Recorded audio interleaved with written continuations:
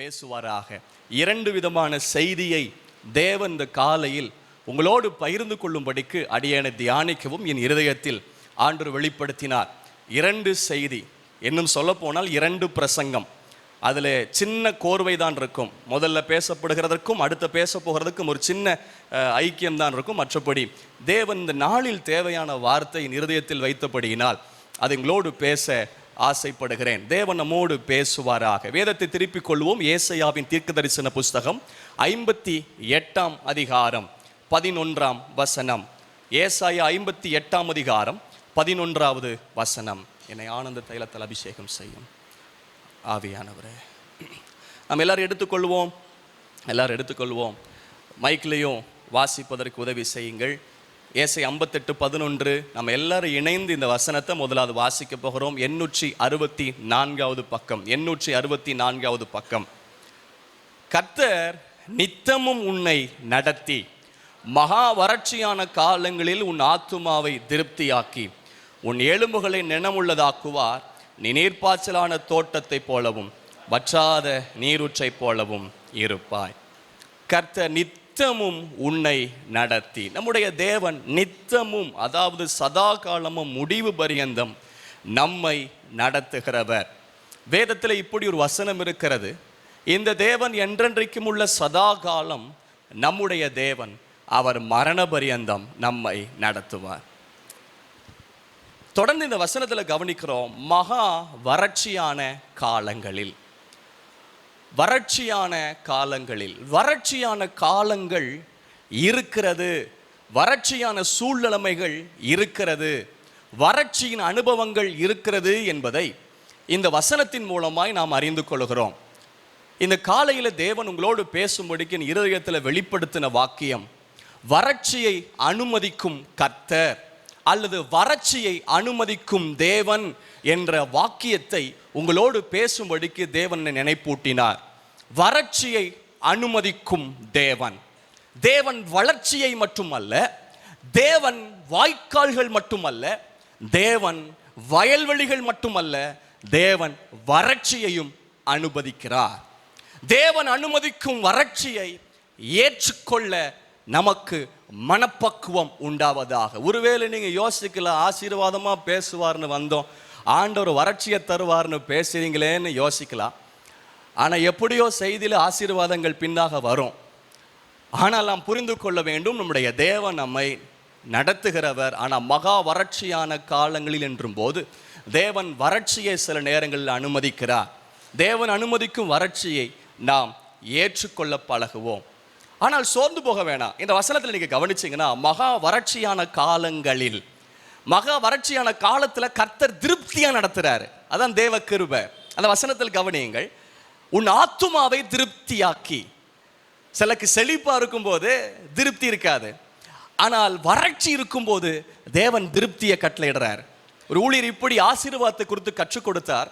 கற்றுக் கொடுக்கும்போது சொன்னார், ஆசீர்வாதம்னா என்ன? ஆசீர்வாதத்துடைய முக்கிய முதல் பகுதியே மன திருப்தி, மனரம்யம். ஒரு காரியத்தில் மனரம்யம் இல்லை என்றால் அவன் இன்னும் ஆசீர்வதிக்கப்படவில்லை என்று அர்த்தமாம். ஆண்டவர் நம்மை திருப்தியா நடத்துறார். வறட்சி தான், ஆனா கர்த்தர் திருப்தியா நடத்துவார். ஆமென். சிங்கக்குட்டிகள் தாழ்ச்சியடைந்து பட்டினியா கிடக்கும் கர்த்தரை தேடங்களுக்கு ஒரு நன்மையும் குறைவுபடாது.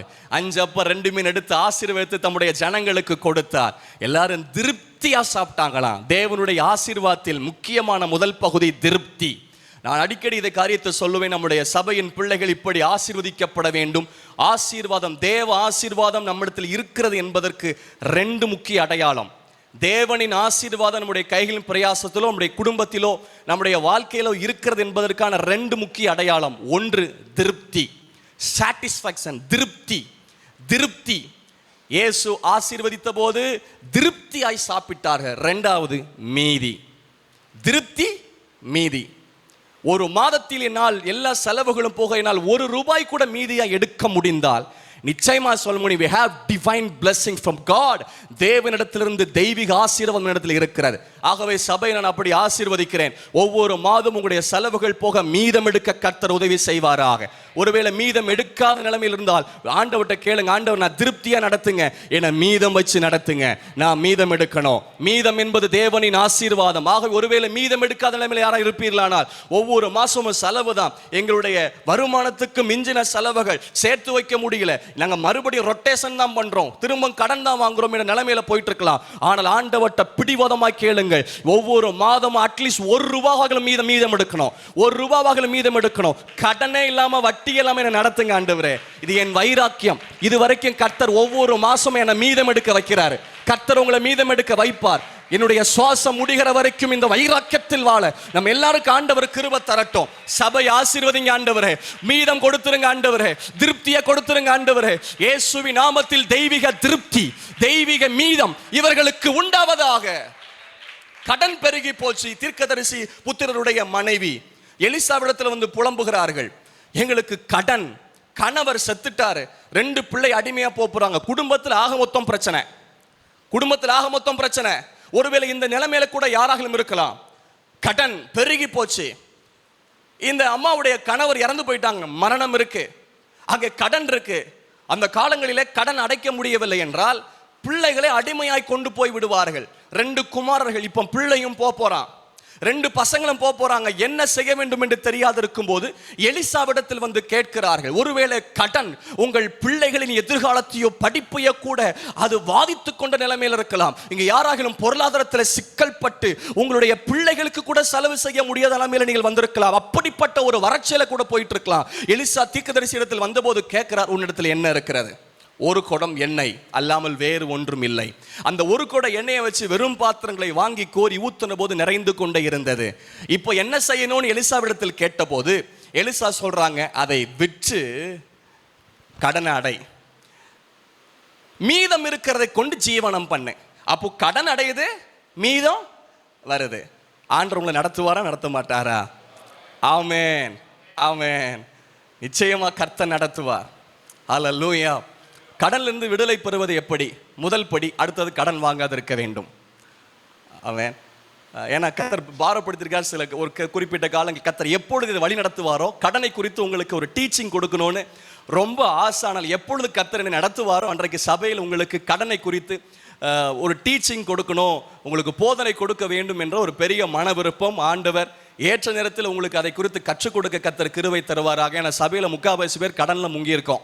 கர்த்தர் விடுதலை தரணும், ஆண்டவர் நமக்கு வாய்க்க பண்ணுவாராக. இது என்னுடைய டாபிக்கே கிடையாது, ஆனால் ஆண்டவர் இதை வெளிப்படுத்துறபடி நான் உங்களோடு பேசுகிறேன். கர்த்தர் திருப்தியா நடத்துவார். மகா வறட்சியான காலத்தில் கர்த்தர் ஆத்துமாவை திருப்தி ஆண்டவரை இருக்கிறத அவன் எனக்கு ஏற்றுக்கொள்ள மனப்பக்குவத்தை தாரும் ஆண்டவரை. நீங்கள் 1 தீமோத்தேயின் நிருபத்தை திருப்பிக் கொள்ளுங்கள். அங்கே அப்போஸ்தலனாகிய பவுலை கொண்டு இந்த நிருபம் எழுதும்போது அங்கே போதுமென்ற மனதுடனே கூடிய தேவ பக்தியே 6ஆம் அதிகாரம் 6ஆம் வசனத்தை பாருங்கள். 6ஆம் அதிகாரம் 6ஆம் வசனம், 1 தீமோத்தேயு 6:6. போதும் என்கிற மனதுடனே கூடிய தேவ பக்தியே மிகுந்த ஆதாயம்.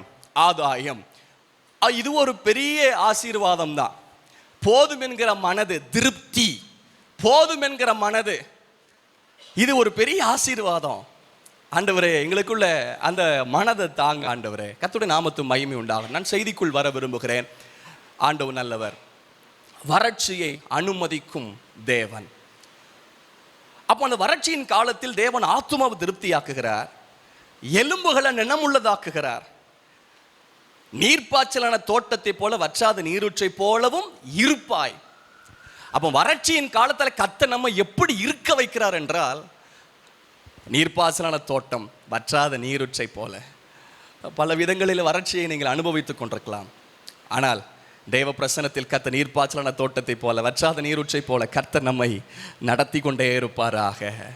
செய்திக்கு ஆதாரமாக இன்னொரு வசனத்தை கூட கவனிப்போம். உபாகமத்தின் புஸ்தகம் 8ஆம் அதிகாரம் 15ஆம் வசனம். உபாகமத்தின் புஸ்தகம் 8ஆம் அதிகாரம் 15ஆம் வசனம் வாசியுங்கள். உன்னுடைய பின்னாட்களில் உனக்கு நன்மை செய்யும் பொருட்டு உன்னை சிறுமைப்படுத்தி உன்னை சோதித்து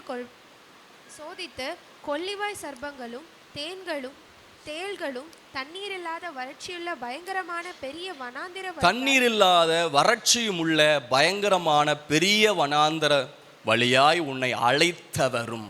இந்த வசனத்தில் கவனித்தால் உபாகம் 8:15 உன்னுடைய பின்னாட்களில் உனக்கு நன்மை செய்யும் பொருட்டு உன்னை சிறுமைப்படுத்தி உன்னை தாழ்த்தி உன்னை சோதித்து கொள்ளிவாய் சர்ப்பங்களும் தேள்களும் தண்ணீர் இல்லாத வறட்சியும் உள்ள பயங்கரமான பெரிய வனாந்தர வழியாய் உன்னை அழைத்து வந்தவர்.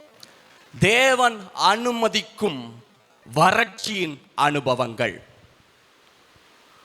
தேவன் அனுமதிக்கும் வறட்சியின் அனுபவங்கள் இஸ்ரவேல் ஜனங்களை தண்ணீர் இல்லாத பயங்கரமான பெரிய வனாந்தர வழியாய் அவர்களை அழைத்து வந்தார். வறட்சி உள்ள பயங்கரமான பெரிய வனாந்தரம். நம்ம எப்பவுமே சுலபமாகவோ செழிப்பாகவோ இருந்தால் நமக்குள்ள பின்மாற்றங்கள் வர வாய்ப்பு இருக்கு. நாம் கர்த்தரை விட்டு விலகுவதற்கு அதிக வாய்ப்புகள் இருக்கிறது. நாம் பலவீனம் நமக்கு இல்லை என்றால் நாம் யெகோவா ராஃபாவை விசுவாசிக்க மாட்டோம். நமக்கு தேவைகள் இல்லை என்றால் யெகோவா ஈரேவை விசுவாசிக்க மாட்டோம். நமக்கு நெருக்கம் வரவில்லை என்றால் சமாதானம் கொடுக்கிற தேவனை நம்ப மாட்டோம். நம்ம யெகோவா ராஃபாவை அனுபவிக்கணும்னா நமக்கு பலவீனம் வரணும். நமக்கு யெகோவா ஈரேவை அனுபவிக்கணும்னா தேவைகள் வரணும். நமக்கு சில குழப்பங்கள் வந்தாத்தான் யெகோவா சாலோமை அனுபவிக்க முடியும். நமக்கு சில தனிமையின் பாதையில சென்றாத்தான் யெகோவா சம்மாவை அனுபவிக்க முடியும். அனுபவிச்சு சொல்ற வார்த்தைகளுக்கும் அறிவுல சொல்ற வார்த்தைகளுக்கு வித்தியாசம் இருக்கிறது. வேதத்தில் நீங்கள் கவனித்தால் யெகோவா நிசி, யெகோவா சம்மா, யெகோவா சாலோம், யெகோவா ராஃபா இதையெல்லாம் அவர்கள் சொல்லி தேவனை மகிமைப்படுத்தினார்கள். ஆபிரகாம் யெகோவா ஈரே என்று பெயரிட்டார். மோசே யெகோவா நிசி என்று பெயரிட்ட இந்த வார்த்தைகள் எல்லாம், இந்த துதியின் வார்த்தைகள் எல்லாம், இந்த பிரதிஷ்டையின் வார்த்தைகள் எல்லாம் அனுபவத்திலிருந்து வந்தவைகள். நாம் இனி கர்த்தரை உயர்த்தும் போது என் சுகம் தருகிற தெய்வமே என்று சொல்லும் போது நமக்கு தெரியும், நான் பலவீனப்பட்டிருந்தேன், கர்த்தர் என்னை சுகமாக்கினார். அற்புதத்தின் தெய்வமே என்று அவரை சொல்லும் போது என் அனுபவத்திலிருந்து சொல்லுகிறேன், ஆண்டவர் எனக்கு அற்புதம் செய்தார் என்று சொல்ல முடியும். ஆகவே தேவன் உங்களை அனுபவத்தின் வழி அவரை ஆராதிக்கவும் துதிக்கவும் தேவன் வறட்சியின் பாதையில் நம்மை நடத்துவாராக. அப்பதான் தேவனை அனுபவிக்க முடியும், தேவனை ருசி பார்க்க முடியும், தேவனை நாம் அணுகிக் கொள்ள முடியும், தேவனை நம்ப முடியும். ஏன் வறட்சியை அனுமதிக்கிறார்? முதலாவது, ஏன் வறட்சியை அனுமதிக்கிறார்? வறட்சியை ஏன் அனுமதிக்கிறார் என்றால், இந்த உபாகமம் 8:15 கவனியுங்கள். உபாகமம் 8:15 ஏன் வறட்சியை அனுமதிக்கிறார் என்று முதலாவது நோட் பண்ணிக் கொள்ளுங்கள். முதலாவது ஏன் வறட்சி என்றால், உபாகம் 8:15 உன்னுடைய பின்னாட்களில் உனக்கு நன்மை செய்யும் பொருட்டு. பின்னாட்களின் நன்மைக்காக, பின்னாட்களின் நன்மைக்காக. இந்த நாள் இழப்பு, இன்றைய இழப்பும், இன்றைய தாமதமும், இன்றைய நஷ்டமும், இன்றைய பாடுகளும் நாளை ஆசீர்வாதங்கள், நாளைய நன்மைகள், பின்னாட்களின் நன்மைகள். இந்த காலத்தில் கடந்து போகிற சில பாடுகள் உங்களுக்கு பின்னாட்களில் நன்மை உண்டாகும் பொருட்டே ஆண்டவர் வறட்சியை உங்களுக்கு அனுமதிக்கிறார். சோர்ந்து போக வேண்டாம் சபையே. சில காரியத்தில் நீங்கள் வறண்டு போன நிலைமையில போயிட்டு இருக்கலாம், உங்கள் பொருளாதாரங்கள் வறண்ட நிலைமையில போயிட்டு இருக்கலாம், உங்களுடைய கைகளின் பிரயாசங்கள் வறட்சி நிலைமையில போயிட்டு இருக்கலாம். ஆனா நம்புவோம், எனக்கு தேவன் அனுமதிக்கிற வறட்சி என் பின்னாட்களின் நன்மைக்காக, என் பின்னாட்களின் நன்மைக்காகவே ஆண்டவர் என்னை வறட்சியின் பாதையில் நடத்துகிறார். தேவன் அனுமதிக்கும் வறட்சி பின்னாட்களின் நன்மைக்காக, பின்னாட்களின் நன்மைக்காக. ஒருவேளை சில இழப்புகள் வழியா சென்றுட்டு இருக்கலாம், அதுவும் கூட உங்கள் பின்னாட்களின் நன்மைக்காக. கீசுடைய கழுதைகள் காணாமல் போனது, இந்த காணாமல் போன கழுதைகள் நன்மைக்காக. கழுதை காணாமல் போனதுனால தான் இந்த சவுல் ராஜாவாய் மாற முடிந்தது. கழுதையை தேடி போனவர் இங்க ராஜாவாய் மாற்றப்படுகிறார். கழுதைகள் காணாமல் போனது இழப்புகள், நன்மைக்காக. இஸ்ரவேல் ஜனங்களின் உபத்திரவங்கள் நன்மைக்காக. தேவன் அனுமதிக்கும் உபத்திரவங்கள், அதான் உபாகம் 8ஆம் அதிகாரத்தில் தேவன் அனுமதிக்கும் உபத்திரவங்களும் தேவன் அனுமதிக்கும் சிற்றைகளையும் பார்க்கிறோம். ஏன் தெரியுமா? அது நன்மை நன்மைக்காக. தேவன் அனுமதிக்கும் உபத்திரவங்கள் நன்மைக்காக, நன்மைக்காக. அப்படி வேதத்தில் கவனிக்கிறோம். நீங்கள் தீமை செய்ய நினைத்தீர்கள், தேவன் இந்நாள் வரைக்கும் நடந்து வருகிறபடி அது நன்மையாக முடிய பண்ணினார். யோசேப்புக்கு வந்த பாடுகள், யோசேப்புக்கு சகோதரர்கள் மூலமாய் வந்த வெறுப்புகள், பகைகள் நன்மைக்காக, பின் நாட்களில் நன்மை உண்டாகும் பொருட்டு கர்த்தர் இந்த யோசேப்பை அவரை வனாந்தர பாதையில், வறட்சியின் பாதையில், குழியின் பாதையில், சிறையின் பாதையில், தவறான குற்றம் சாட்டின் பாதையில் யோசேப்பை நடத்தினார். காரணம், யோசேப்பின் பின்னாட்களில் நன்மை நடந்தது. உபத்திரவங்கள் நன்மைக்காக, பாடுகள் நன்மைக்காக, இழப்புகள் நன்மைக்காக. வேதம் சொல்லுகிறது, கொஞ்ச கால பாடு அனுபவிக்கிற உங்களை ஆண்டவர் சீர்படுத்தி, ஸ்திரப்படுத்தி, பலப்படுத்தி நிலைநிறுத்துவாராக, நிலைநிறுத்துவாராக. இக்காலத்து பாடுகள் இனி நம்மில் வெளிப்பட போகிற மகிமைக்கு ஒப்பிடத்தக்கவைகள் அல்லவே என்று வேதம் சொல்லுகிறது. ஆண்டவர் அனுமதிக்கிற இழப்புகள், ஆண்டவர் அனுமதிக்கிற சோதனைகள், ஆண்டவர் அனுமதிக்கிற உபத்திரவங்கள் நன்மைக்காகவே. அன்றியும் அவருடைய தீர்மானத்தின்படி அழைக்கப்பட்டவர்களாய் அவரிடத்தில் அன்பு கூறவங்களுக்கு சகலமும் நன்மைக்கு ஏதுவாகவே நடக்கிறது என்று அறிந்திருக்கிறோம். என்னுடைய வறட்சி பின்னாட்களின் நன்மை. எத்தனை பேர் சொல்ல முடியும்? இப்ப நம்புறேன், என்னுடைய வாழ்க்கையில் சில வருடங்களின் என்னுடைய வாழ்க்கையின் வருடங்களின் சில இழப்புகளும் தாமதங்களும் நன்மைக்காக, நன்மைக்காக, நன்மைக்காக. ஹல்லேலூயா, ஹல்லேலூயா. நீங்கள் பின்னாட்களில் சொல்ல முடியும், தேவன் நன்மையாக முடிய பண்ணினார், நன்மையாக சில கதவுகளை அடைத்தார், நன்மையின் பாதைக்காக கர்த்தர் எனக்கு வறட்சியில் கொண்டு சென்றார், நன்மைக்காக கர்த்தர் என்னுடைய வாழ்க்கையில் இழப்பை அனுமதித்தார், நன்மைக்காக கர்த்தர் எனக்கு பலவீனத்தை தந்தார். ஆண்டவர் அனுமதித்தது நன்மைக்கே, நன்மைக்கே, நன்மைக்கே, நன்மைக்கே. இப்பொழுது அந்த நன்மை நமக்கு தெரியாதிருக்கலாம், ஆனால் பின்னாட்களில் நமக்கு தெரியும் இது நன்மைக்காக. தேவன் அனுமதிக்கும் சிக்ஷைகளும் நன்மைக்காக, நன்மைக்காக. ஏன் வறட்சி என்றால் நன்மைக்காகவே, நன்மைக்காகவே தான் வேதத்தில் சொல்லுகிறார். வறண்டதும் விடாய்த்ததும் தண்ணீரற்றதுமான நிலத்திலே என் ஆத்துமா தாகமாய் இருக்கிறது. நான் அவரை நோக்கி வாஞ்சிப்பதற்கும் தாகமாய் இருப்பதற்கும் அவரை நோக்கி பார்ப்பதற்கும் வனாந்தர பாதையில் என்னை நடத்தினால்தான், வறட்சியில் என்னை நடத்தினால்தான் நான் முழுவதும் அவரை பார்க்க முடியும். நான் அவரை பார்ப்பதற்கும் அவரை விசுவாசிப்பதற்கும் அவரை சார்ந்திருப்பதற்கும் தேவன் என்னை வறட்சியின் பாதையில் அனுமதி கொடுத்து என்னை நடத்துகிறார். தேவன் அனுமதிக்கும் வறட்சி நன்மைக்காக, நன்மைக்காக. தேவன் தடுத்த சில வழிகள், தேவன் தடுத்த சில பாதைகள் நன்மைக்காக. தேவன் உங்கள் வாழ்க்கையில் தடை பண்ணின சில சூழ்நிலைமைகள் நன்மைக்காக. ஏன் என்ற கேள்வியோடு நீங்கள் வந்திருக்கலாம். ஆனால் ஆண்டவர் நன்மைக்காகவே செய்கிறார், நன்மைக்காகவே செய்கிறார் என்று நாம் அறிந்து கொள்ளுகிறோம். ஹல்லேலூயா. ஆண்டவருடைய நாமத்துக்கு மகிமை உண்டாகட்டும். கைகளை உயர்த்தி கர்த்தரை மகிமைப்படுத்துவோம். ஹல்லேலூயா. ஆண்டவருடைய நாமத்துக்கு மகிமை உண்டாவதாக. இன்னும் வேதத்தில் சில இடங்களில் வறட்சியை அனுமதித்ததாக நாம் வேதத்தில் கவனிக்க முடியும். நினிவே பட்டணத்திற்கு வறட்சியை அனுமதித்தார். நாகூம் புஸ்தகம் 1ஆம் அதிகாரம் 4ஆம் வசனத்தை கவனிங்கள். நாகூம் தீர்க்கதரிசன புஸ்தகம் 1:4. நாகூம் 1:4. அவர் சமுத்திரத்தை அதட்டி அதை வற்றி போக பண்ணி சகல ஆறுகளையும் வறட்சியாக்குகிறார். நாகூம் 1:4 கண்டிப்பா உங்களுக்கு தேடுறது கஷ்டமா இருக்கும். ஏன்னா ஆதியாகமும் சங்கீதமும் நீதிமொழிகளும் ரொம்ப திருப்பி நாகூம் திருப்பதுக்கு கொஞ்சம் கஷ்டமா தான் இருக்கும். அதனால நீங்க கவனிச்சிருங்க, ஸ்கிரீன்ல போட்டிருக்காங்க. அவர் என்ன பண்ணுகிறார்? அதை வற்றி போக பண்ணி சகல ஆறுகளையும் வறட்சியாக்குகிறார். இந்த பட்டணத்திற்கு, நினிவே பட்டணத்தாருக்கு வறட்சி அனுபவித்ததற்கான சில காரணங்கள் இருக்கிறது. செப்பனியா 2ஆம் அதிகாரம் 13ஆம் வசனத்தை கவனித்து பாருங்கள். கடைசி காலத்தை குறித்து எச்சரிக்கும் போது செப்பனியா 2:13. செப்பனியா தீர்க்கதரிசன புஸ்தகம் 2:13. அவர் தமது கையை வடதேசத்துக்கு விரோதமாய் நீட்டி அசிரியாவை அழித்து நினிவையை பாழும் வனாந்தரத்துக்கொத்த வறட்சியுமான ஸ்தலமாக்குவார். ஏன் நினிவேவை வறட்சியான ஸ்தலமாக்குறார்? ஏன்?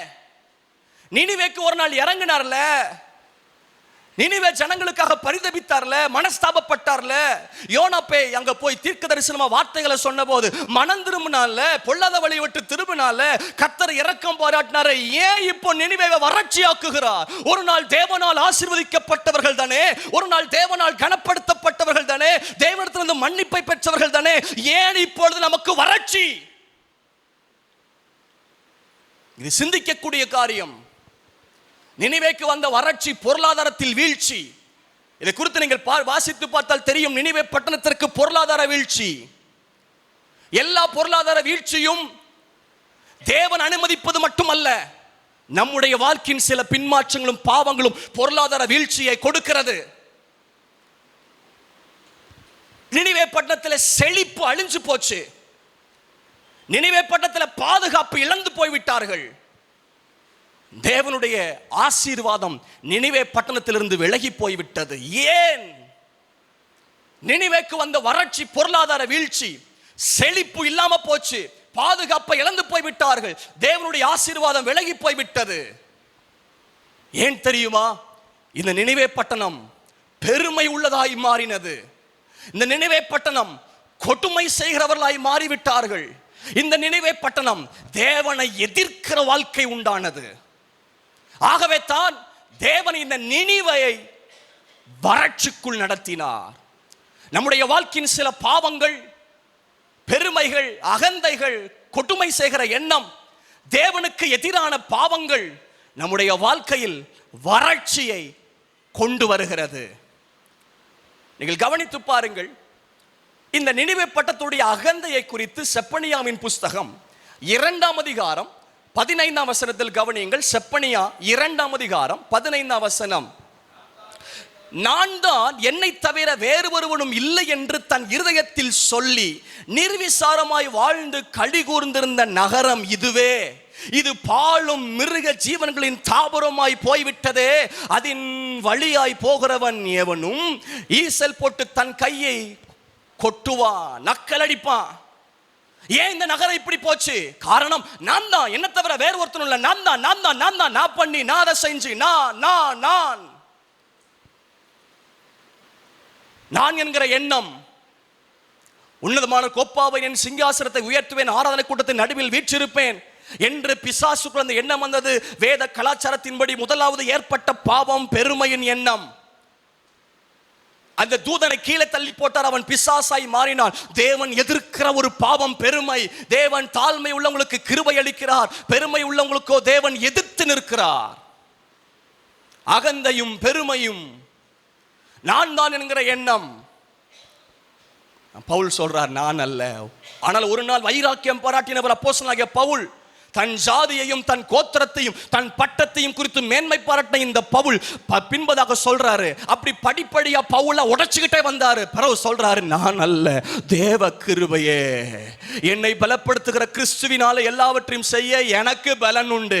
இப்ப எப்படி சொல்ல ஆரம்பிச்சுட்டாரா? தேவனே, தேவனே, தேவ கிருபையே, தேவன் தான் என்று சொல்ல ஆரம்பிச்சு விட்டார். ஒருவேளை சில காலங்கள் நம்முடைய படிப்பையும் பட்டத்தையும் பலனையும் பின்னணியும் நம்முடைய சாதகத்தையும் நம்முடைய பணத்தையும் பொன்னையும் பொருளையும் நாம் மேன்மை பாராட்டி கொண்டிருக்கலாம். ஆனால் வேதம் சொல்லுகிறது, ஆண்டவர் தான், நாம் அல்ல, தேவனை நம்மை உருவாக்கினார். யோசேப்பு சொல்றார், நீங்கள் அல்ல, தேவனே என்னை இவ்விடத்திற்கு கொண்டு வந்தார். யோசேப்பு சொல்றார், நான் அல்ல, தேவனே, தேவனே, தேவனே. நான் நட்டேன், அப்பல்லோ நீர் பாய்ச்சிறாரு.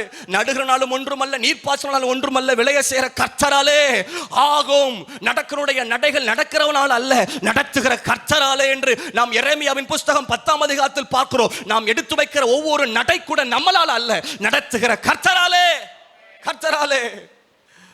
தான் தாவீது 4 இடத்துல சொல்லுகிறார், எம்மாத்திரம், ராஜாவுக்கு மருமகனாய் இருப்பதற்கு நான் எம்மாத்திரம். சங்கீதம் 4ஆம் சங்கீதத்தில் தாவீது சொல்லுகிறார், அவர் நினைப்பதற்கு நான் எம்மாத்திரம்னு சொல்றாரு. 1 நாளாகமத்தின் புஸ்தகம் கடைசி அதிகாரத்தில் இவ்வளவு ஆலயத்திற்காக கொடுத்துட்டு தாவீது சொல்றாரு, இவ்வளவு கொடுப்பதற்கு நானும் என் ஜனங்களும் எம்மாத்திரம்னு சொல்றாரு.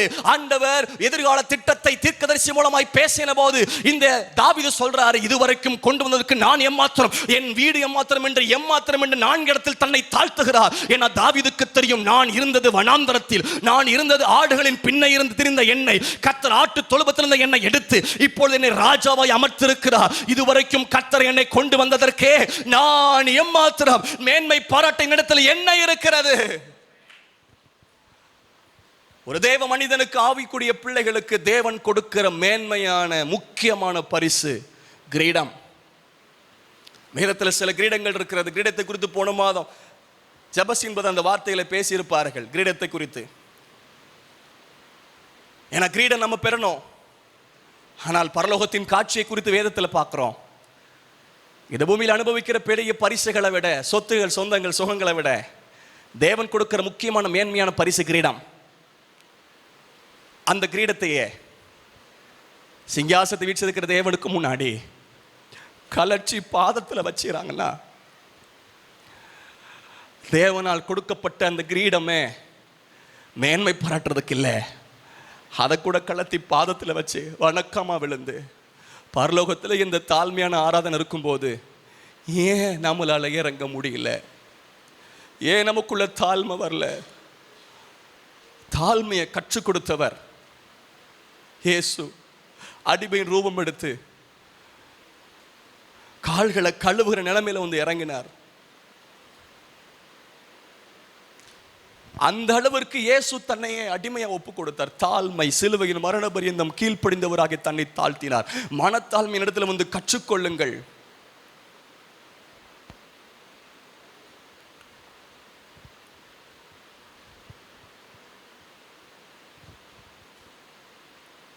ஆண்டவருடைய நாமத்துக்கு மகிமை உண்டாகட்டும். இந்த நினைவை பட்டதை குறித்து நீங்க பரவ நீங்க வாசி. நினைவேன் பாரம் என்கிற ஏசாயால சொல்லுவார். நினைவை குறித்து அகந்தை, அழிக்க முடியாத நகரம், உலகத்தின் மையம், யாரால வீழ்த்த முடியாத ராஜ்யம் அப்படின்னு தன்னை குறித்து ஒரு எண்ணம் இந்த நினைவைக்கு இருந்தது. இது எப்படிப்பட்ட நகரம்? நாகும் 3:1 கவனிங்க. நாகும் தீர்க்க தரிசன புஸ்தகம் 3ஆம் அதிகாரம் 1ஆம் வசனம்.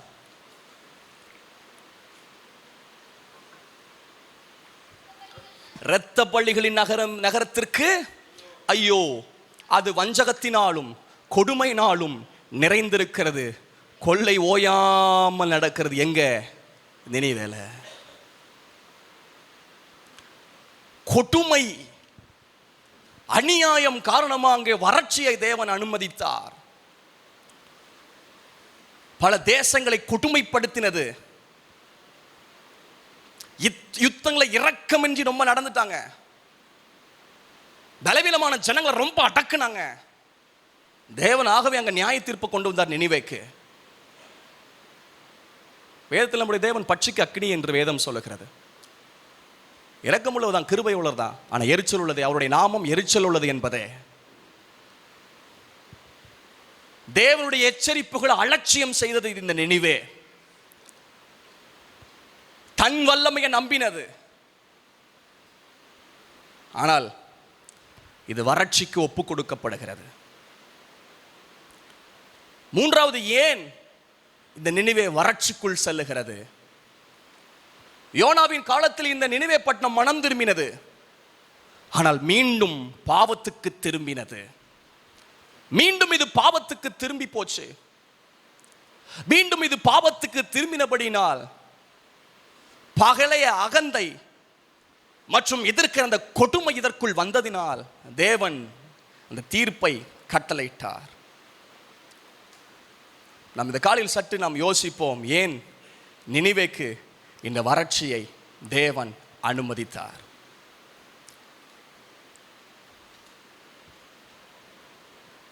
ஆகாய் புஸ்தகத்திலே அங்கேயும் இஸ்ரவேல் ஜனங்களுக்கு வறட்சி அனுபவித்ததாய் பார்க்கிறோம். 1ஆம் அதிகாரம் 11ஆம் வசனம். ஆகாய் 1ஆம் அதிகாரம் 11ஆம் வசனத்தை கவனியுங்கள். ஆகாய் 1:11.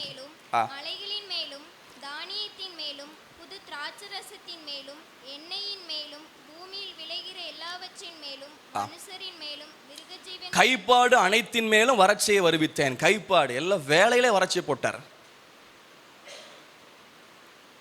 மிருக ஜீவன்ல, மனுஷன் மேல, பூமியில் விளைகிற எல்லாத்தின் மேல தேவன் வறட்சியை வருவிச்சிட்டார்.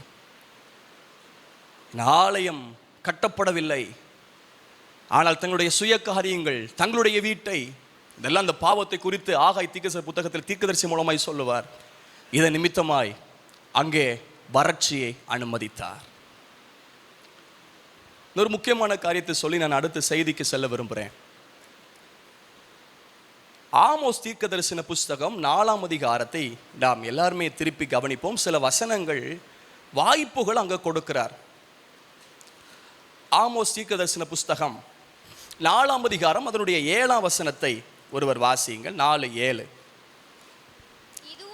இதுவும் அல்லாமல் அறுப்பு காலம் வரை இன்னும் 3 மாதம் இருக்கும் போதே மழையை நான் தடுத்தேன். வறட்சி வர காரணம் ஏன் பொதுவாக வறட்சி வருதுன்னா, சில மாவட்டங்கள் வறண்ட மாவட்டம்னு சொல்லுவாங்க நம்முடைய தமிழகத்தில். காரணம் அது தண்ணீர் இல்லை, மழை இல்லை. அவர் தண்ணீரை அடக்கினால் எல்லாம் உலர்ந்து போகும் என்று நாம் வேதத்தில் பார்க்குறோம். வறட்சி வர காரணம் மழை இல்லை, தண்ணீர் இல்லை. இந்த ஆமோஸ் புத்தகத்தில் கவனித்தால் இன்னும் 3 மாதம் இருக்கும் போதே மழையை நான் தடுத்தேன். ஒரு பட்டணத்தின் மேல் மழையை பெய்யவும் ஒரு பட்டணத்தின் மேல் மழை பெய்யாமல் இருக்கவும் பண்ணினேன்.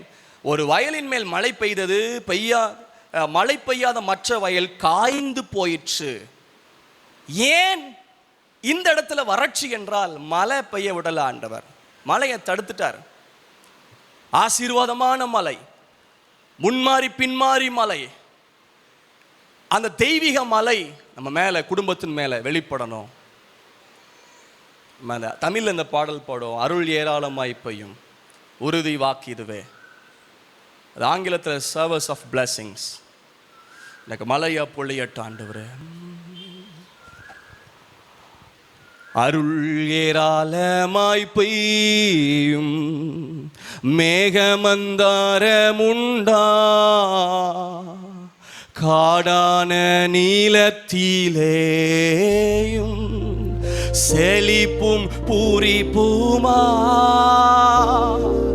அருள் ஏராளம், அருள் அவசியம். அருள் தேவைப்படுறவங்க ஆண்டவர் கை உயர்த்தி பாடுவோம். அற்பமாய் சொற்பமாய் அல்ல, தீரலாய் பெய்யட்டுமே அருள் ஏராளம். அருள் ஆண்டவரே, எங்க சபை பிள்ளைகள் மேலும் உடைய அருள் ஆசீர்வாதம் மழை பொய்யட்டும். ஆசீர்வாதமான மழை பொய்யும் என்று சொன்னீரே. ராராதாராபாகா. அற்பமாய் சொற்பமாய் அல்ல, தீரல் பெய்யட்டுமே. அந்த blessing rain, ஆசீர்வாதத்தின் மழை. ஆண்டவருடைய நாமத்துக்கு மகிமை உண்டாகட்டும். இந்த வேத பகுதியை சற்று நீங்கள் கவனிக்கும்படி நான் தயவாய் கேட்கிறேன். நான் சொல்லுகிற வசனத்தை கவனிங்க. வாய்ப்புகளை ஆண்டவர் இந்த ஜனங்களுக்கு கொடுத்துக்கிட்டே வர்றார். எதுக்கு வாய்ப்பு கொடுக்கிறார்னா, கர்த்தர் பக்கம் திரும்புகிறதற்கு. அதனால வறட்சியை கொடுத்துட்டார், திரும்பாததுனால வறட்சியை கொடுத்துட்டார். ஒருவேளை மனம் திரும்ப வேண்டிய சில வாய்ப்புகளை, வழிகளை, காரணத்தை கர்த்தர் நமக்கு சுட்டி காட்டும் போது நாம் மனம் திரும்ப ஒப்பு கொடுத்துருவோம்.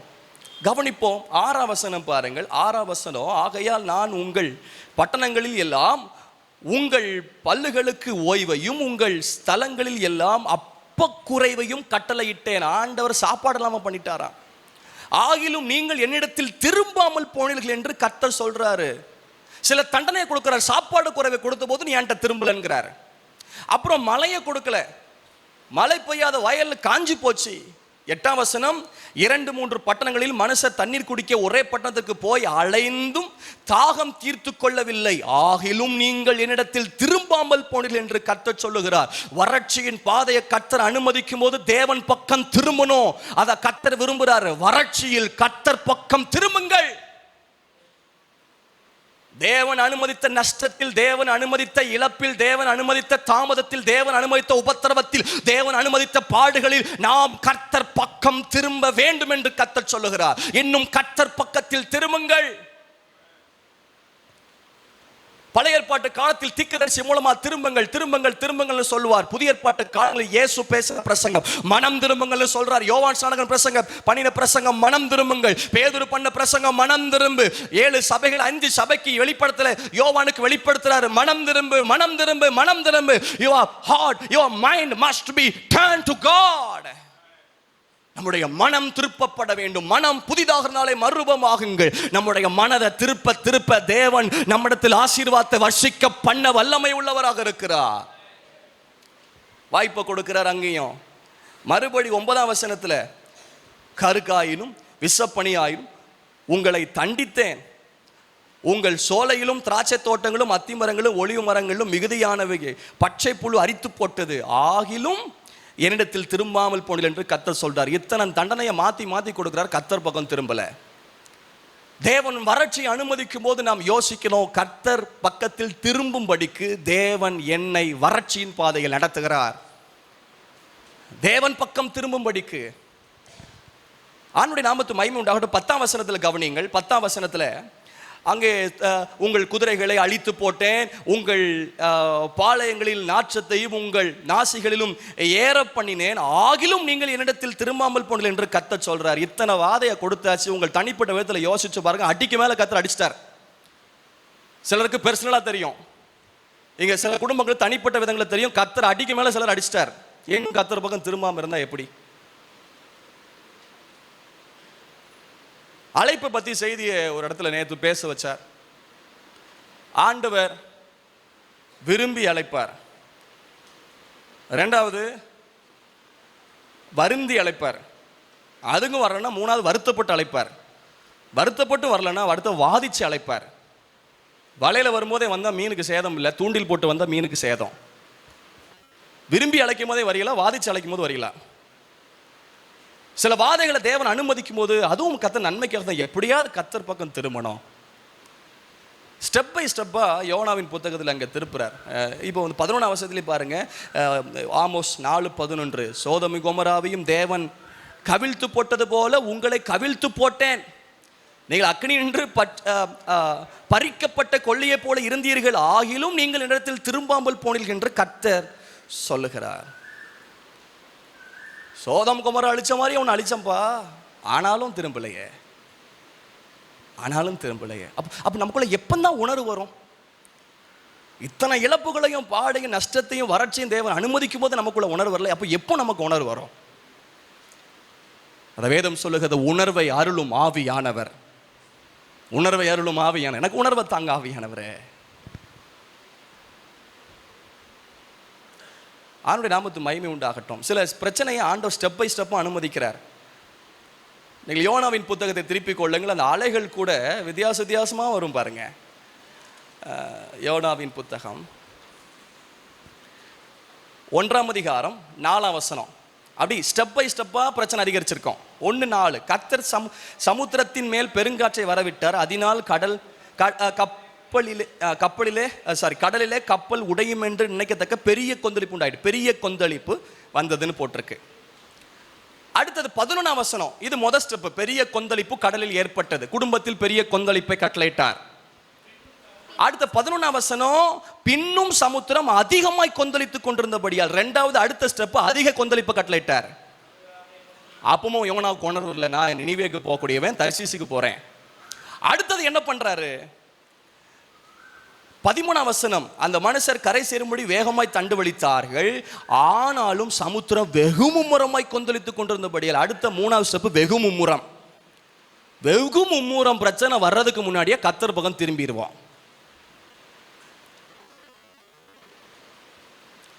ஆனா தேவன் இரக்கம் உள்ளவர். இந்த மும்முரத்திலையும் கொண்டு போடாம, மீனும் கடிச்சு உழுங்கி சாப்பிடாம, வாய்க்குள்ளேயும் மூக்குள்ளேயும் தண்ணி போய் வயிற்றுக்குள்ள தண்ணி நிறைஞ்சு சாகாம இந்த யோனாவை மீட்டு கொண்டு வந்து நினைவைக்கு அனுப்புனார்.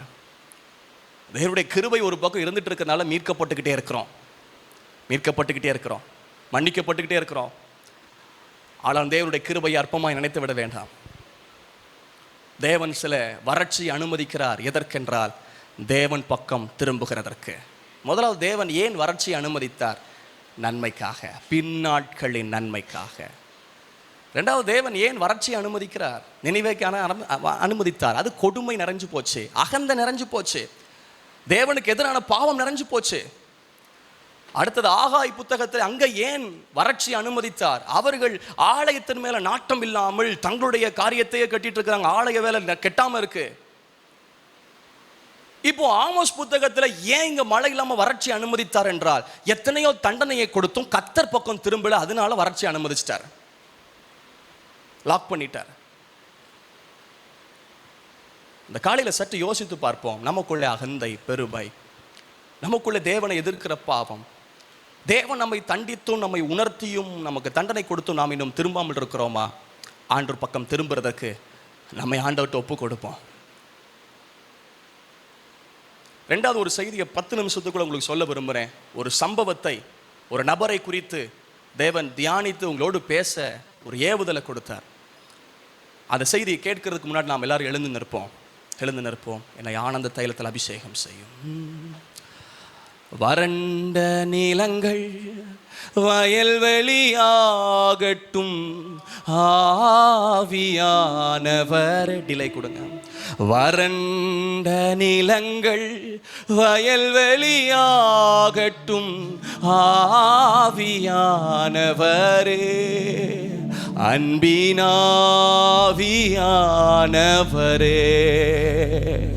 அன்பினாவியானவரே, என்னை ஆனந்த தைலத்தால், என்னை ஆனந்த தைலத்தால் அபிஷேகம் செய்திடும் ஆவியானவரே, என்னை ஆனந்த தைலத்தால் அபிஷேகம் செய்திடும் ஆவியானவரே, ஆவியானவரே, ஆவியானவரே, அன்பினாவி. ஆசீர்வாதமான மழை எங்களுக்கு பெய்யட்டும். நாங்க எங்களை ஒப்பு கொடுத்துறோம். நாங்க உங்க பக்கம் திரும்பிடுறோம். எங்களை மன்னித்தீர், எங்களை நேசித்தீர். மறுபடியும் நாங்க விலகி போயிட்டோமே, மறுபடியும் உங்க பக்கம் திரும்புறோம். வறண்ட நிலங்கள், வறண்ட நிலங்கள் வயல்வெளியாகட்டும். வறட்சியான காலங்களில் ஆத்துமாவை அவர் திருப்தியாக்குகிறவர். வறண்ட நிலங்கள், எங்கெங்கெல்லாம் வறட்சி இருக்குதோ ஆண்டவரே வளர்ச்சியை கொடுத்துருங்க, வயல்வெளியை உண்டு பண்ணுங்க. அன்பினாவியானவரே,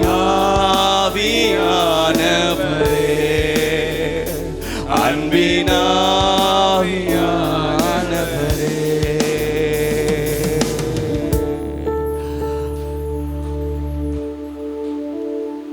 அருள் ஏராளம், அருள் அவசியமே. ஆசீர்வாதமானவன் எனக்கு தேவைப்பா. அற்பமாய் சொற்பமாய் அல்ல, தீரலாய் பெய்யட்டுமே. அருள் ஏராளம், அருள். கேளுங்க ஆண்டவர்கிட்ட, படிப்புல தேவனுடைய அருள்மழை பெய்யட்டும். பிள்ளைகளா, உன்னுடைய எதிர்காலத்தில் தேவனுடைய அருள்மழை பெய்யட்டும். குடும்ப வாழ்க்கையில தேவனுடைய அருள்மழை பெய்யட்டும். உங்களுடைய தொழில தேவனுடைய அருள்மழை பெய்யட்டும். தீரலாய் பெய்யட்டுமே அருள் ஏராளமாய். மேகமந்தாரம் உண்டாம், மேகமந்தாரம் உண்டாம். காடான நிலத்திலேயும் காடான நீலத்திலேயும் செழிப்பும் பூரிப்புமா. அருள் ஏராளம், அருள் அவளிரவல சந்தன. ஆவிக்குரிய மழை பெய்யட்டும். கையளவு மேகம் பெருமழையை கொண்டு வந்தது போல் வறட்சி மாறுகிற மழை, வறட்சிகள் மாறி வாய்க்கால் உண்டாகிற மழை ஆண்டவரே தம்முடைய ஜனங்களுக்கு கட்டளையிடுவீராக. வறண்ட நிலைமைகள் மாறி போகட்டும். இன்றைக்கு தம்முடைய ஆசீர்வாதமான மழையை கட்டளையிடும் அப்பா. அருள் ஏராளம், அருள்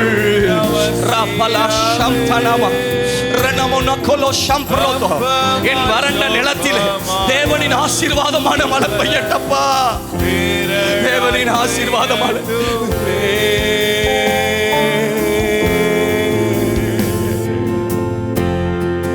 ஆசீர்வாதமான மழை பெய்யும் என்று சொன்னவர். அப்படி ஆண்டவர்கிட்ட ஒப்பு கொடுத்துரும். ஆண்டவரே, என் மேல, குடும்பத்தின் மேல, எங்கள் மேல, சபை மேல, எங்க நிறுவனத்தில், எங்களுடைய தொழில, கைகள் பிரயாசத்தில் உங்க ஆசீர்வாதமான மழையை வர்ஷிக்க பண்ணுங்க ஆண்டவரே, வர்ஷிக்க பண்ணுங்க ஆண்டவரே, வர்ஷிக்க பண்ணுங்க. சில ஆசீர்வாதங்கள் முளைக்கவில்லை. நிலத்தினுடைய சகலவித செடிகளும் பூமியின் மேல் இன்னும் உண்டாகவில்லை. ஏன் இன்னும் சில ஆசீர்வாதங்கள் எனக்கு உண்டாகல? 6 நாள் எல்லாத்தையும் படைச்சிட்டாரு, ஆனா இன்னும் உண்டாகல.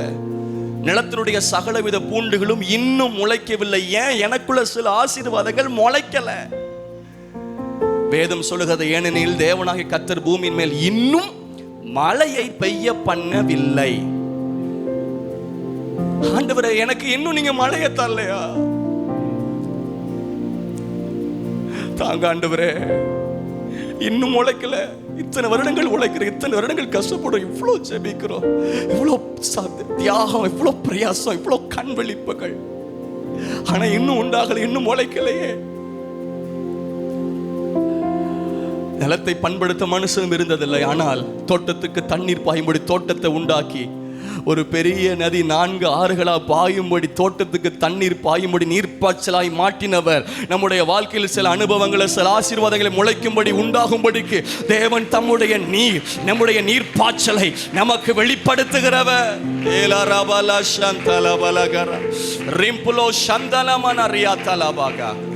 தொடர்ந்து எங்களோடு பேசும் இயேசுவின் நாமத்தில் பிதாவே, ஆமென். Please be seated. உட்காருவோம்.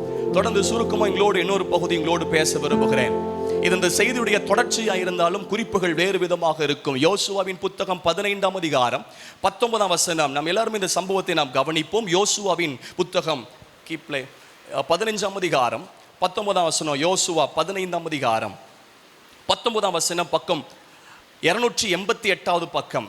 288வது பக்கத்தை திருப்பிக் கொள்வோம். இந்த நாளுடைய ஒரு முக்கியமான ஒரு ரேமாவாக தேவன் உங்களோடு பேசி கொண்டிருக்கிறார், பேசுவார். அப்பொழுது அவள், எனக்கு ஒரு ஆசீர்வாதம் தர வேண்டும். நம்ம எல்லாரும் இணைந்து வாசிப்போமா? பிள்ளைகளை வாசிக்கிறீங்களா? Be ready? நம்ம எல்லாரும் வாசிப்போமா சேர்ந்து?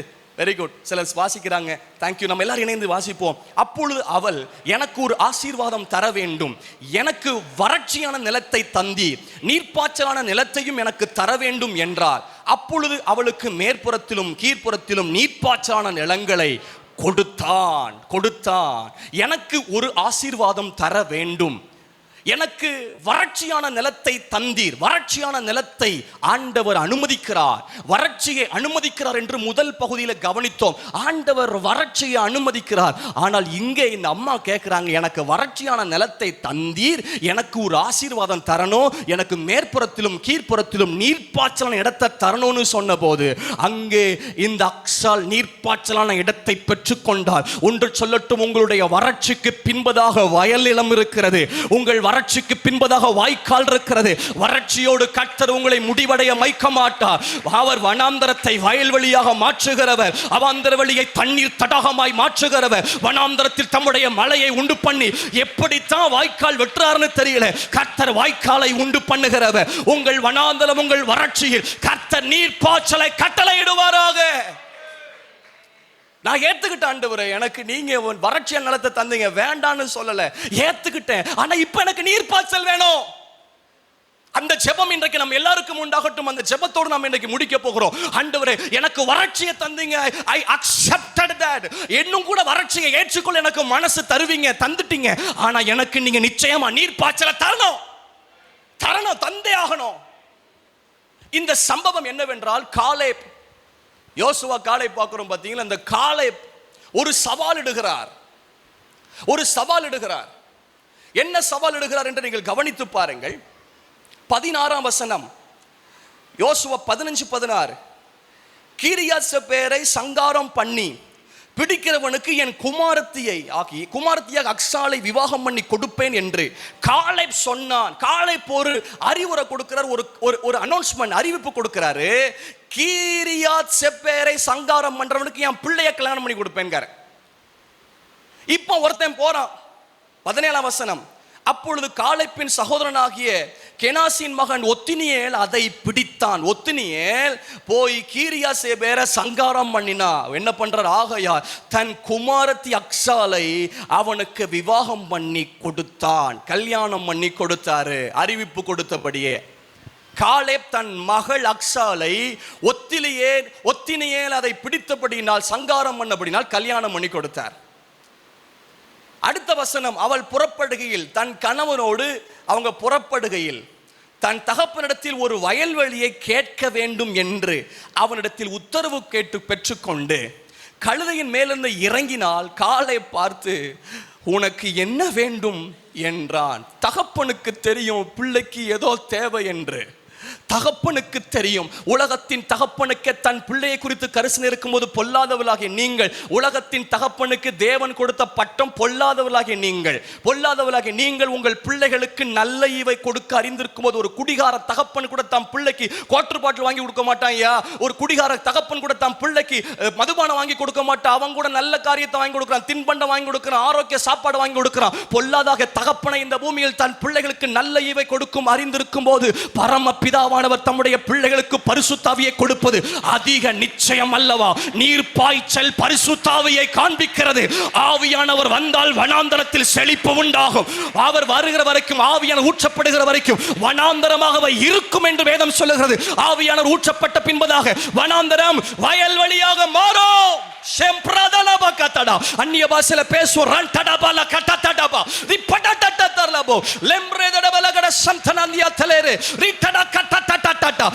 பலப்படுவோம், களி கூறுவோம். உங்கள் வாழ்க்கையில் செழிப்பு உண்டாக ஆவியானவரால் முடியும். ஆவியானவர் ஊற்றப்படும் போது வனாந்தரமாகவே இருப்பதில்லை, வனாந்தரம் வயல்வெளியாக மாறும். உன்னதத்திலிருந்து ஆவி ஊற்றப்படும் மட்டும் அது வனாந்தரமாகவே எண்ணப்படும், காடாக எண்ணப்படும். ஆனால் ஆவியானவர் ஊற்றப்பட்ட பின்பதாக வனாந்தரம் வயல்வெளியாக மாறும். பாலாய் போன உங்க வாழ்க்கை, வறண்டு போன உங்க நிலவரம், வறண்டு போன உங்க சூழ்நிலையில கர்த்தருடைய ஆவியானுடைய அசைவாடுதல் உண்டாக ஆவியானுடைய பலன் அசைவாடுதல், ஆவியானுடைய நிறைவு உண்டாக நீங்கள் நீர்ப்பாய்ச்சலாய் மாறிக்கொண்டே இருப்பீர்கள். ஆவியானுடைய தண்ணீர் ஊற்றப்படட்டும். தாகமுள்ள மேல் தண்ணீரை ஊற்றுகிறவர், வறண்ட நிலத்தின் மேல் ஆறுகளை ஊற்றுகிறவர், வறண்ட நிலத்தில், வறட்சியான நிலத்திலே ஆறுகளை ஊற்றுகிறார்.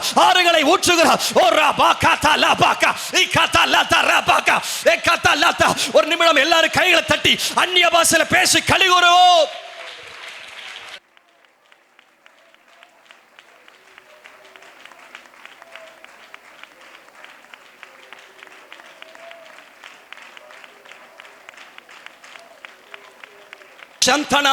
உனக்கு கற்பம் தரிக்கும் மரியாளே, எப்படி ஆகும் என்று கேட்கிறாயோ மரியாளே, இது பரிசுத்த ஆவியானவரால் ஆகும். பலத்தினாலும் அல்ல, பராக்கிரமத்தினாலும் அல்ல, ஆவியினாலே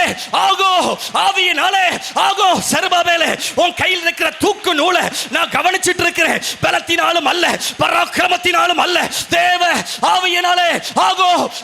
தேவ ஆவியினாலே ஆகும். ஓ Rafah காதாலா, not by might, not by power, but by the spirit of God. ஓ ராபாகத்தா, நிறைவின் ஆவியானவர், வல்லமையின் ஆவியானவர், பலத்தின் ஆவியானவர், சக்தி ஆவியானவர், கிருபையின் ஆவியானவர், அன்பின் ஆவியானவர், தெளிவின் ஆவியானவர். ஓ ராபாலா ராகதலா ரண்டலபா ஷகதலா பகதா ரேடாபா ஹந்தனாமா. ஹல்லேலூயா. மரியாள்கிட்ட தூதன் வந்து பேசுறாரு, பிள்ளை குறித்து, எதிர்கால திட்டத்தை குறித்து, இயேசுவை குறித்து பேசும்போது இந்த மரியாள் சொல்றாங்க, இது எப்படி ஆகும்னு சொல்றாங்க. உன்னதத்திலிருந்து பலன் வரும், பரிசுத்த ஆவியினால் கற்பம் தரிக்கப்படுவ பரிசுத்த ஆவியானவரால் உன்னுடைய வறட்சி வயல்வெளியாக மாறும். உங்களுடைய வறட்சி பரிசுத்த ஆவியின் நிறைவுனால், சபையை பரிசுத்த ஆவியின் நிறைவுக்கு முக்கியத்துவம் கொடுங்கள்.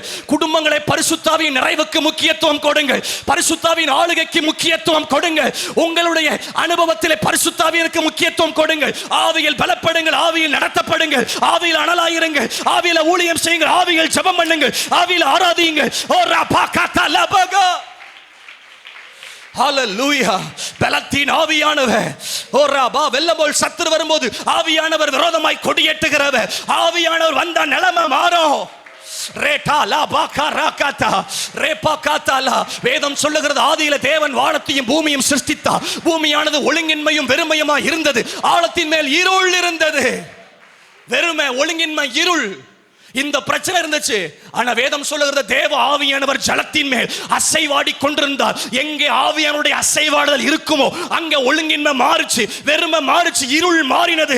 ஆதியாகமம் 1ஆம் அதிகாரம் அந்த 3ஆம் வசனத்திலேயே இந்த மாற்றம் உண்டாகுமானா நம்முடைய வாழ்க்கையின் இறுதியிலேயோ முடிவிலேயோ நடுவிலேயோ துவக்கத்திலேயோ கர்த்தரால் ஆவியானவரால் மாற்றம் கொடுக்க முடியும். மாற்றம் கொடுக்க முடியும். சில காரியங்கள் உடைந்து போன நிலைமையில, பால் கடிக்கப்பட்ட நிலைமையில சோர்ந்து போய் என்ன செய்யணும்னு தெரியாம, வழி தெரியாமல் வறட்டு போன நிலைமையில, எங்க பார்த்தாலும் வறட்சி, எந்த இடத்துலயும் வாய்ப்பு இல்லை, எங்கேயும் போய் நிழல் தங்க முடியவில்லை, எங்கேயும் தோண்டினாலும் தண்ணீர் வருவதில்லை, எங்கேயும் போய் கேட்டாலும் இல்லை என்ற ஒரு வறட்சியோடு வந்திருக்கலாம். ஆனா கர்த்தர் நீர்ப்பாய்ச்சலா மாற்றுவார், நீர்ப்பாய்ச்சலா மாற்றுவார். அக்சால் கல்யாணம் முடிஞ்சு போகும்போது அப்பாட்ட வந்து கேட்குறாங்க, எங்கள் அப்பாட்ட இருக்கு, எங்கள் அப்பாட்ட நீர்ப்பாய்ச்சல் இருக்குன்னு தெரியுது. நமக்கு ஒரு பரம தகப்பன் இருக்கிறார், பரலோகத்தில் இருக்கிறார். அந்த அப்பாட்ட நீர்ப்பாய்ச்சல் இருக்கு, பரத்திலிருந்து ஊற்றுகிற ஆவி அந்த நீர்ப்பாய்ச்சல் இருக்கு என்பது நமக்கு நல்லா தெரியும். உன்னதத்திலிருந்து ஆவி ஊற்றுவாரே. ஆமா, தகப்பன், என் தகப்பன், பரம தகப்பன், பரலோக தகப்பன், நித்திய தகப்பன், எவர்லாஸ்டிங் ஃபாதர்ட்ட அவர்கிட்ட இருக்கின்ற எண்ணம் நமக்கு இருக்கட்டும். அக்சாலுக்குள்ள எண்ணம் இருந்தது, என் தகப்பன்ட்ட இருக்கு. உலக தகப்பன்ட்ட இல்லாத இருக்கலாம், உங்க பெற்றெடுத்த தகப்பன்ட்ட இல்லாத இருக்கலாம் உங்களுடைய ஆசீர்வாதங்கள், உங்களுடைய சுதந்திரங்கள், உங்கள் தேவைகள் சந்திக்கப்பட முடியாத இருக்கலாம். ஆனா ஒன்று சொல்றேன், பிள்ளைகள், அங்க இருக்கிற நம்ம எல்லாருக்கும் நமக்கு ஒரு பரம தகப்பன் இருக்கிறார். அவரால் நமக்குரியதை பூர்த்தி செய்ய முடியும். அப்பா பார்த்துக் கொள்ளுவார், அப்பா நடத்துவார், என் தகப்பன் இருக்கிறார். ரேடா பாகா தாலா பாகாதா. தகப்பனே, தந்தையே, தலை நிமிர செய்பவர் நீரே. தகப்பனே, தந்தையே, தலை நிமிர செய்பவர் நீரே. கேடகம் நீரே, மகிமையும் தலை நிமிர தகப்பனே செய்பவர், எங்கள் விட்டு கொடுக்காத கேடகம் நீரே, மகிமை தலை நிமிர செய்பவர் நீரே. தலை நிமிர செய்பவர் நீரே. தலை நிமிர செய்பவர் நீரே. இந்த அக்சாலுடைய அனுபவங்களை சொல்லி முடித்து போதருடைய கரத்துல கொடுக்க விரும்புறேன்.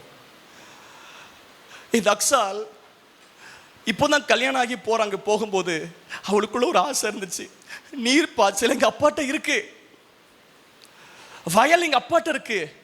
என்ன கேட்கிறார் தெரியுமா? எனக்கு வறட்சியான நிலத்தை தந்தீர். அப்ப இதுக்கு முன்னாடி எப்போ கொடுத்தாருன்னு தெரியல. ஒருவேளை என்னுடைய கற்பனையில யோசித்து பார்த்தால், ஒருவேளை இவருடைய திருமணத்துக்கெல்லாம் முன்னாடி ஏற்கனவே தகப்பன் இந்த அக்சாலுக்கு வறட்சியான நிலத்தை கொடுத்திருக்கிறார். தேவன் நமக்கு அனுமதிக்கிற வறட்சியின் நிலம் நன்மைக்கு. வறட்சி இருந்தால்தான் நாம் செழிப்புக்கும் நீர்ப்பாய்ச்சலுக்கும் ஏக்கம் இருக்கும், கேட்போம். will change our prayer. நம்ம ஜெபத்தையே மாத்துவோம். அப்ப வறட்சி அனுமதிச்சிட்டார்ல. கல்யாணம் ஆகி போகும்போது திடீர்னு என்ன வருது, எங்க அப்பாட்ட நீர்ப்பாய்ச்சல் இருக்கு. கழுவி விட்டு இறங்கினா எங்க அப்பாட்ட வர்றா. வரும்போதே அப்பாவுக்கு தெரிஞ்சிட்டு, உனக்கு என்ன வேணும்? நான் ஆண்டவர் சமூகத்துக்கு வரும்போதே என் அப்பாவுக்கு தெரியும் எனக்கு என்ன தேவை என்பதை முன்பதாக அறிந்திருக்கிற தேவன். எனக்கு என்ன தேவை, அந்த தேவை அவரிடத்துல இருக்கிறது. எனக்குரியது அவர்கிட்ட இருக்கு. இளைய குமாரன் வீட்டுக்கு வர்றான். அவன் தவிடு கூட கிடைக்கல, சாப்பாடு இல்லை, அவன் எல்லாத்தையும் இழந்துட்டான். ஆனா வீட்டுக்கு வரும்போது அவனுக்குள்ள ஒரு எண்ணம் இருந்திருக்கும். என்ன எதிர்பார்த்து தெரியுமா? அப்பா ஏத்துக்குவார்னு எதிர்பார்ப்பு. நான் வந்தால் அப்பா என் ரிக்வஸ்ட்டை ஏத்துக்குவார், என் நிலைமையை ஆண்டவர் ஏத்துக்குவார். ரெண்டாவது இளையகுமாருக்கு இருக்கிற ஒரு எண்ணம். அவன் சொல்றான், என் வீட்டில் வேலைக்காரர்களுக்கு புஷ்டியான சாப்பாடு இருக்கிறதுன்னு சொல்லுவான். இருக்கு, வேலைக்காரனுக்கு சாப்பாடு இருக்கு. பரலோகத்துல ஆண்டவர் வச்சிருக்காரு, இருக்கு, அவர் சமூகத்துல இருக்கு. கனமும் வல்லமையும் மகிமையும் அவருடைய சமூகத்தில் இருக்கு. There is a blessings in the presence of God. இருக்கு. பிரேயர் ஜெபத்தை குறித்து ஓமை சொல்லி கொடுக்கும் போது வழி பிரயாணம் வர்றான். சிநேகிதன் வீட்டுக்கு கதவை தட்டுறான். அவன்கிட்ட சாப்பாடு இல்லை, என்ன பண்றான்? அவன் இன்னொருத்தன்ட்ட போய் தட்டி, எனக்கு ஸ்நேகம் வந்திருக்கேன் வழி பிரயாணமா, அவனுக்கு முன்னாடி வைக்கிறதுக்கு அப்பங்களிடை 3 அப்பத்தை எனக்கு தரணும்னு கேட்கிறான். பர்டிகுலரா 3 அப்பம். எனக்கு என்ன தேவை, அந்த தேவை ஆண்டவர்ட்ட சரியா கேட்கணும். அதான் ஜெபத்தை சொல்லி கொடுக்கிறாரு. 3 அப்பம், எனக்கு இன்னது தேவை, இப்போ இது தேவை, இப்போ அது தேவை. தேவையை கரெக்டா லிஸ்ட் போட்டு கேட்கிற ஜெபம். அவர் சொல்றாரு, நான் படுத்துட்டேன்ப்பா, என் பிள்ளைகள் என்னோடு படுத்திருக்காங்க, எலுமிப்பம் தரக்கூடாது. ஆகிலும் சிநேகிதன் என்பது நிமித்தம் எழுந்து கொடுக்கிறான். அவர் இல்லைன்னு சொன்னாரா அந்த ஓமையில? நடுராத்திரில வந்து சிநேகிதன்ட்ட மறுபடி போய் கேட்குறான், கதவை தட்டி, பிள்ளை படுத்திருக்கு, நைட் ஆச்சு, கதவை அடைச்சாச்சுங்கிறான். ஆனால் அப்போ இல்லைன்னு சொல்லலை. அப்போ இல்லைன்னு சொல்ல மாட்டாரு. அப்ப ஆசீர்வாதம் இல்லைன்னு சொல்ல மாட்டாரு, நீர்ப்பாய்ச்சல் இல்லைன்னு சொல்ல மாட்டாரு. என் தேவை அவருக்கு தெரியும். என்னுடைய ஆசீர்வாதம் அவரிடத்தில் இருக்கிறது. Your blessing is in the hands of God.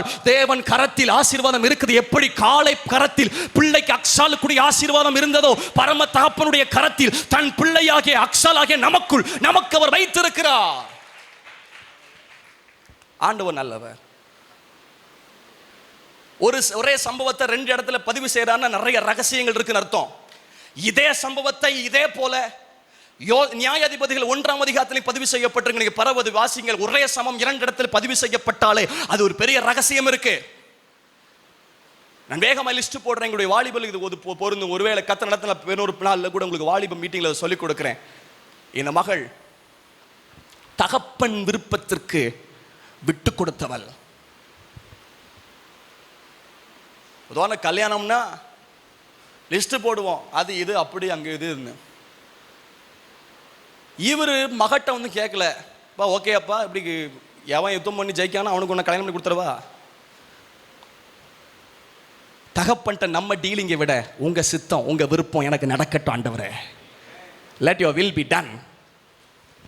தன்னுடைய விருப்பத்தையும் தன் தீர்மானத்தையும் முறையிட்டு எனக்கு இப்படிதான் பண்ணணும், இதை தான் செய்யணும்னு சொல்ல. தகப்பனும் இவட்ட கேட்கல. கேட்காம வாழ்க்கையில திருமண காரியத்தில் எப்படி டீல் பண்ணிட்டாரு? தகப்பன் விருப்பத்தை ஏற்றுக்கொண்டவள் அக்சால். யாரு? தகப்பன் விருப்பத்தை ஏற்றுக்கொண்டவள். 2வது, தகப்பன் அனுமதித்த வறட்சியை ஏற்றுக்கொண்டவள். வறட்சியான நிலத்தை தந்தீர் வாங்கிட்டா. 3வது, தகப்பன் விருப்பத்துக்கு மறுப்பு தெரிவிக்காதவள். அப்படிலாம் பண்ண முடியாதுப்பா, நீங்க சும்மா இஷ்டத்துக்கு சொல்லுவீங்க ஜெயிச்சவங்க கல்யாணம் பண்ணி கொடுப்பேன், அப்படிலாம் பண்ண முடியாது, அதெல்லாம் செய்ய முடியாது. தேவன் ஒரு காரியத்தை உங்களை நடத்துகிறார் என்றால் ஆம் என்று நம்மை தலை தாழ்த்தி அடங்கி நாம் கீழ்ப்படிவோம். தேவன் சில சித்தத்தின்படி நடத்துகிறார்.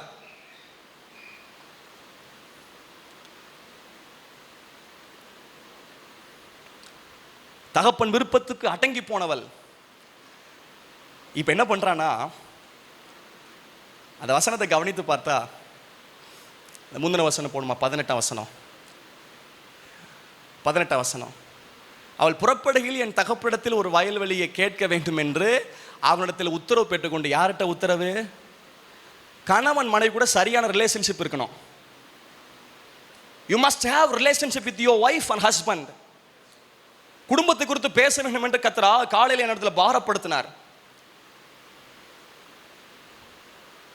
கல்யாணம் ஆனதுக்கு அப்புறம் உங்க அப்பா அம்மாட்ட கேட்கிற பெர்மிஷனை விட உங்களுக்குள்ள அவை கர்த்தர் ரொம்ப நாளா என்ன பாரப்படுத்திட்டு இருக்கிறார். ப்ரீ மேரிட்டல் கவுன்சிலிங் சீக்கிரத்தில் சபையில் ஆரம்பிக்க போற அந்த ஊழியத்தை. இப்போது சில வருடங்கள் என்ன பண்ணிட்டு இருக்கேன்னா, யாருக்கெல்லாம் கல்யாணம் ஆக போதோ எல்லாருக்கும் என்ன பண்ணுவேன், ஒரு போதகருடைய அந்த குடும்ப கவுன்சிலிங் வீடியோஸ் எல்லாம் செய்திகளை அனுப்பி கொடுப்பேன்.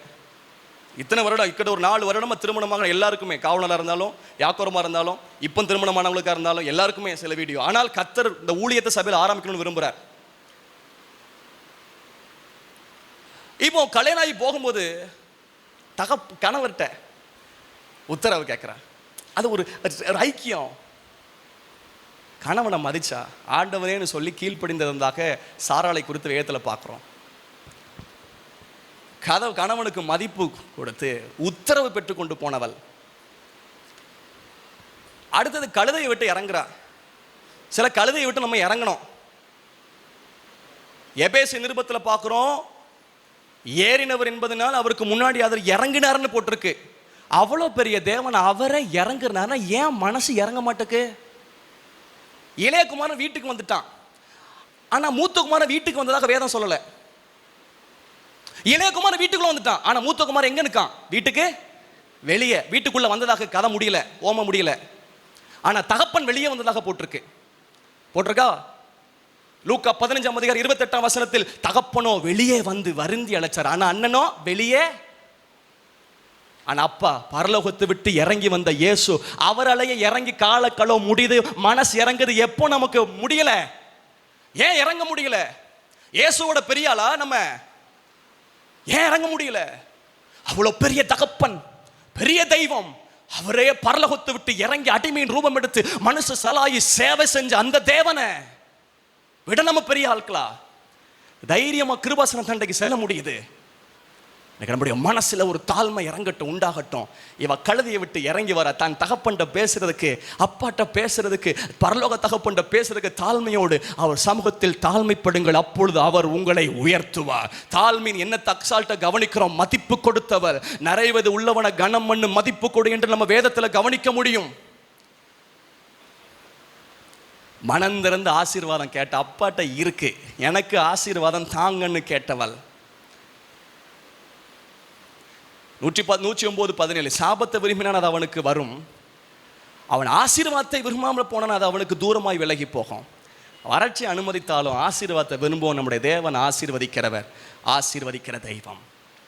அக்சால் மேற்புறத்திலையும் கீழ்ப்புறத்திலையும் எனக்கு நீர்ப்பாய்ச்சல் வேணும்னு சொன்னார். ஆனால் ஆண்டவர் எனக்கு இதை நேற்று கற்றுக் கொடுத்தார். மேற்புறம் என்பது மறுமைக்குரிய ஆசீர்வாதம், கீழ்ப்புறம் என்பது இம்மைக்குரிய ஆசீர்வாதம். இம்மையிலை நடத்துவார், மறுமையிலை கர்த்தர் நடத்துவார். இந்த தேவன் உங்களை நடத்துவார். வறட்சி அனுமதிச்சிட்டார்னு சோர்ந்து போகாதீங்க. வறட்சியின் காலத்தில் நம்முடைய பாவங்களை உணர்ந்து அறிந்து கர்த்தர் பக்கம் திரும்புவோம். ஆனால் வறட்சியின் பாதையில் நடத்தினாலும் நமக்கு வாய்க்கால் இருக்கு, நீர்ப்பாய்ச்சல் இருக்கு. அக்சாலை உதாரணமாக எடுத்திருக்கிறோம். அக்சால் கேட்டாங்க தைரியமாக தகப்பன்ட்ட போய். நமக்கு ஒரு தகப்பன் இருக்கிறார், அவரை குறித்து நமக்கு நம்பிக்கை இருக்கு, அவர்கிட்ட இருக்கு. என் தகப்பண்டின் இல்லாத என் தேவை அப்பாட்ட இருக்கு, பரலோக தகப்பன் இருக்கு. உங்கள் அப்பாட்ட சரீர பிரகாரமான அப்பாட்ட இல்லை, அது பரலோக தேவன் தகப்பன் அப்பாட்ட இருக்கு. ஒருவேளை சில தேவை நிமித்தமாக கிளங்கி இருக்கலாம், அந்த அப்பாட்ட கேளுங்க, அவர் உங்களை கைவிட மாட்டார், அவர் உங்களை நடத்துவார். ஹல்லேலூயா, ஹல்லேலூயா. கெரித்தாற்று நீர் வற்றினாலும், தேசம் பஞ்சத்தில் வாடினாலும், கேரித்தாற்று நீர் வற்றினாலும், தேசம் பஞ்சத்தில் வாடினாலும், பானையில் மாவெண்ணெய் குறைந்திட்டாலும் காக்கும் தேவன் நமக்கு உண்டு.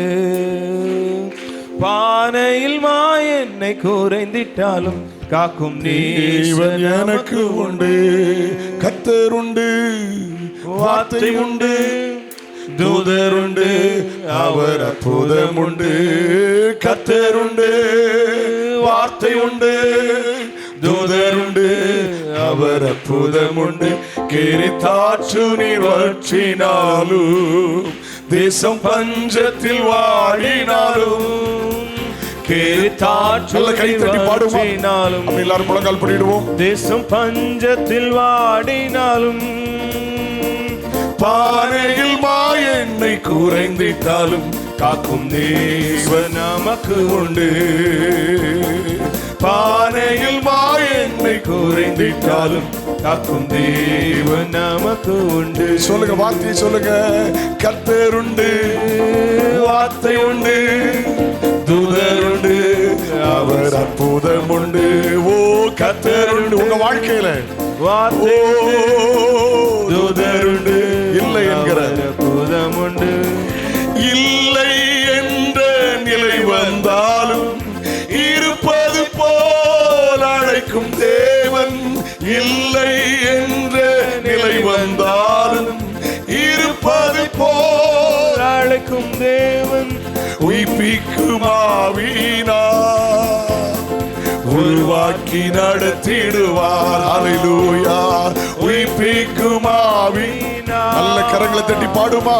உருவாக்கி நடத்திடுவார். ஓ கர்த்தர் உண்டு, வார்த்தை உண்டு, தூதர் உண்டு, அவர் அற்புதம் உண்டு. ஓஹோ கர்த்தர் உண்டு, வார்த்தை உண்டு. விசுவாசத்தோடு பாடுங்க, நல்ல கை தட்டி பாடுங்க. கமான். அவர் அற்புதம் உண்டு.